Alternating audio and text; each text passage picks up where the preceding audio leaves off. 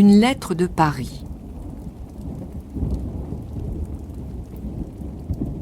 « 15 ans plus tard, par une nuit pluvieuse du mois de juin 1871, quelqu'un tira à 3 reprises avec violence le cordon de sonnette de la maison jaune.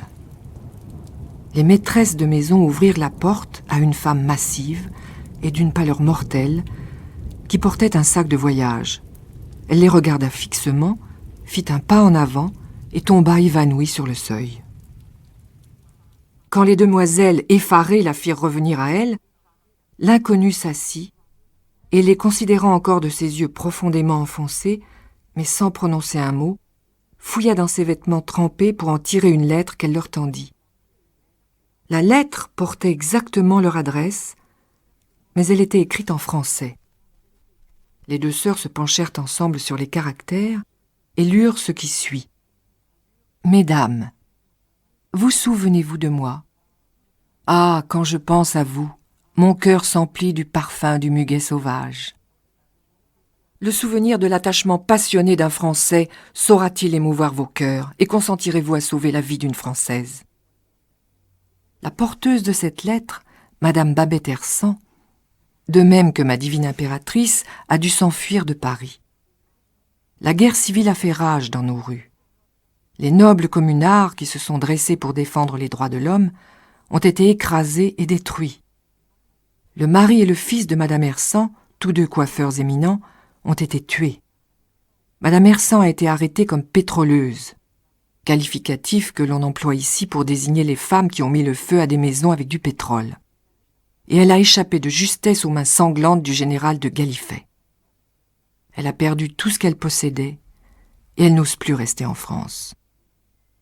L'un de ses neveux est cuisinier à bord de l'Anna Kolbjörnsson, qui fait route vers Christiania, c'est à ce que je crois la capitale de la Norvège, et il a obtenu un billet de transport pour sa tante. C'est là le dernier recours de cette pauvre femme. Sachant que j'avais jadis visité votre magnifique pays, Madame Hersant est venue me demander si j'y connaissais quelques bonnes gens et m'a prié, si c'était le cas, de lui donner une lettre pour elle.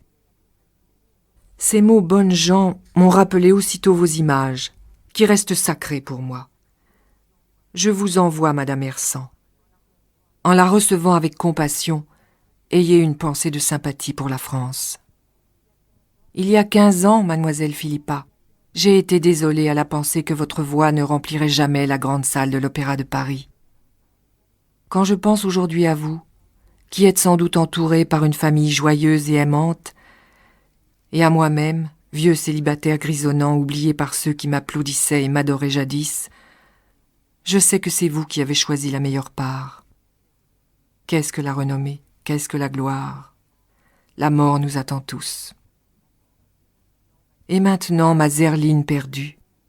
Et maintenant, ô mon soprano des neiges, en vous écrivant, je sens que la mort n'est pas la fin de tout.